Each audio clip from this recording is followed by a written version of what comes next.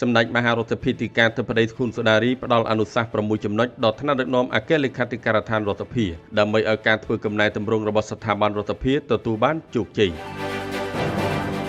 នៅក្នុងការអញ្ជើញជាអធិបតីដ៏ខ្ពង់ខ្ពស់ក្នុងកម្មវិធីផ្សព្វផ្សាយវឌ្ឍនភាពការងារនិងទិសដៅបន្តនៃការអនុវត្តកម្មវិធីកំណែតម្រង់ការគ្រប់គ្រងហិរញ្ញវត្ថុសាធារណៈការកែតម្រង់រដ្ឋបាលសាធារណៈនិងការអនុវត្តប្រព័ន្ធសភាអេឡិចត្រូនិក e-Parliament ក្នុងរយៈពេលជាង2ឆ្នាំកន្លងមករបស់អគ្គលេខាធិការដ្ឋានរដ្ឋាភិបាលនាព្រឹកថ្ងៃទី2ខែតុលាឆ្នាំ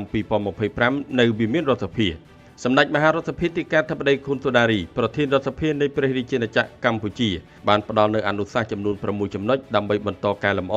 និងលើកកម្ពស់គុណភាពប្រសិទ្ធភាពនិងសក្តិភាពការងាររបស់អគ្គលេខាធិការដ្ឋានរដ្ឋាភិបាលជាពិសេសការទទួលបានជោគជ័យនៅក្នុងគោលដៅធ្វើកំណែតម្រង់និងការអភិវឌ្ឍស្ថាប័នខាងលើ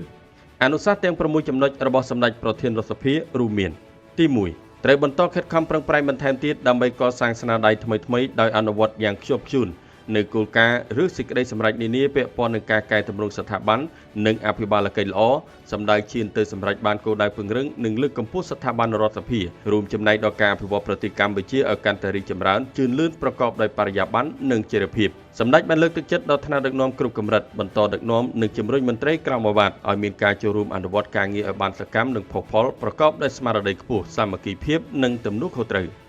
ទី2ត្រូវត្រៀមខ្លួនជាស្រេចក្នុងការផ្តល់សេវាជូនគណៈកម្មាធិការចិន្ត្រៃយ៍គណៈកម្មការជំនាញនិងសមាជិករដ្ឋាភិបាលឲ្យមានប្រសិទ្ធភាពស័ក្តិសិទ្ធិភាពនិងប្រកបដោយវិជ្ជាជីវៈខ្ពស់ក្នុងការបំពេញតួនាទីនិងភារកិច្ចរបស់ខ្លួនទី3ត្រូវប្រកាន់ខ្ជាប់នូវគោលការណ៍គុណធិបតេយ្យដោយកំណត់ឲ្យឃើញនិងផ្តល់ការលើកទឹកចិត្តដល់មន្ត្រីដែលមានស្នាដៃត្រូវបន្តសិក្សានិងកែលម្អនៅរដ្ឋសមិទ្ធកម្មដាក់ចេញដោយពង្រឹងការគិតប្រកបដោយនវានុវត្តន៍និងភាពជាអ្នកដឹកនាំត្រូវជំរុញឲ្យមានកិច្ចខិតខំប្រឹងប្រែងនិងវិនិយោគធនធានបន្ថែមទៀតនៅក្នុងការធ្វើទំនើបភាវូបនីយកម្មស្ថាប័នតាមរយៈការអភិវឌ្ឍមូលធនមនុស្សការអភិវឌ្ឍភាពជាអ្នកដឹកនាំនវានុវត្តន៍ស្ថាប័ននិងបដិវត្តកម្ម Digital